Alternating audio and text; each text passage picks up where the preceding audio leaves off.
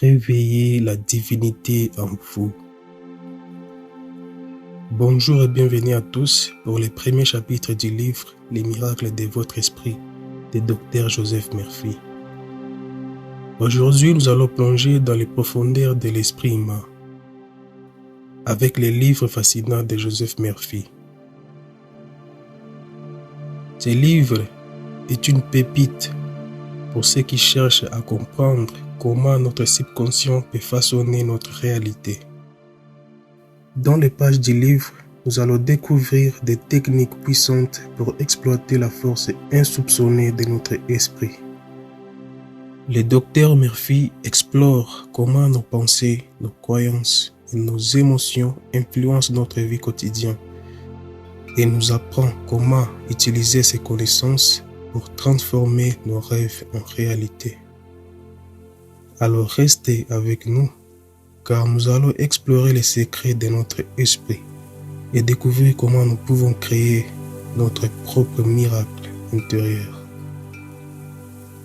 Le premier chapitre est nommé « Comment être bien portant et les rester ». Ça parle de la vie triomphante. Alors, en lisant ce livre, je vais me mettre à la première personne pour qu'il vous soit aussi facile de comprendre les livres en vous imaginant vous aussi à la première personne. Commençons. Vous pouvez être en bonne santé et les rester. Il vous est possible d'acquérir une grande maîtrise sur votre existence, d'en ressentir une vive satisfaction et une grande vitalité. Les hommes et les femmes s'éveillent peu à peu au fait que leurs états physiques est en grande partie déterminés par leurs états émotionnels. Votre vie émotionnelle est réglée par votre façon de penser. L'année dernière, au cours d'une visite aux Bermudes, j'ai rencontré dans le hall de mon hôtel un homme qui me dit qu'il avait plus de 90 ans. Vaillant, plein d'énergie, d'entrée et d'enthousiasme, je lui demandai comment à plus de 90 ans il pourrait être si vivant et si alerte et si énergétique. Il me répondit, c'est très simple. Je refuse de me faire du souci et d'être sous pression. Je suis plein de bonne volonté envers les hommes. Je n'entretiens aucune rancune. Je me pardonne à moi-même et je pardonne aux autres. Je vis en Dieu, sachant que Dieu vit en moi. Tous les matins, en me levant, pendant 15 minutes, je déclare et j'affirme que Dieu déverse son énergie puissante, sa force, sa joie, son amour et sa beauté dans chacun des cellules de mon corps, réjouissant et restaurant tout mon être.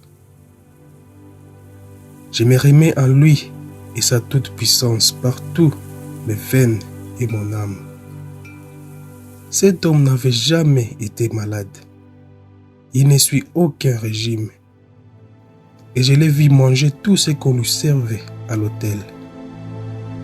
Il dit que lorsque un homme absorbe avec joie sa nourriture, et grâce à l'intelligence créatrice qui est dans lui, transforme cette nourriture en énergie vitale et en beauté. Ces paroles me remirent en mémoire un passage des Écritures. Ceux qui se confient à l'Éternel renouvellent leur force. Ils prennent leur vol comme les aigles. Ils courent et ne se lâchent. Ils marchent et ne se fatiguent pas. Se confier signifie que l'on tranquillise son esprit, que l'on se détend, que l'on se laisse aller, se mettre à l'émission de Dieu. Synchronisez votre esprit avec l'océan des pluies et d'amour de Dieu et avance au rythme du divin. Deuxième partie, à l'unisson à l'infini.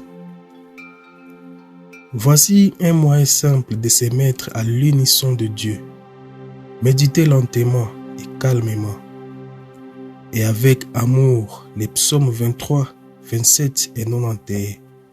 Laissez-vous absorber dans leur vérité Vous entrerez ainsi en harmonie avec la force créatrice de l'univers.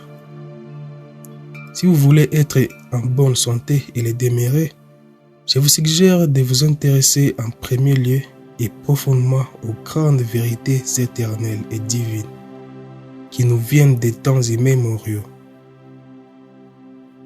Livrez-vous mentalement et émotionnellement à ces projets. Travaillez-y sachant qu'il est bon et qui va vous permettre d'être tout énergique, vital et enthousiaste. Troisième partie, comment elle triompha de l'ennui. J'ai connu une femme d'environ 50 ans. Elle s'ennuyait, elle était toujours là à se plaindre et cynique. Elle ne s'intéressait qu'à elle, ne parlait que de ses problèmes, ses douleurs, de ses misères et de ses conflits. Je lui conseillais de prendre des vacances. Cette personne était tendue et elle faisait des insomnies. De plus, elle se désintégrait, se détériorait momentanément. En fait, elle était en train de mourir. Selon mes conseils, elle commença à faire de la botanique et s'est remise à la musique. Elle a pris des leçons auprès d'un professeur remarquable qui l'encouragea. Elle s'absorba complètement dans la beauté des fleurs et transforma son jardin. Et ses voisins ont commencé même à lui demander sur l'art floral. Elle commença aussi à jouer de la musique pour les invités de son mari. Avec un sentiment de joie, cette dame libéra sa splendeur emprisonnée. Elle a appris que lorsque l'esprit est perturbé, une merveilleuse façon de le guérir consiste à s'intéresser à la nature, la beauté, l'ordre, la symétrie, les rythmes et la proportion prévalents.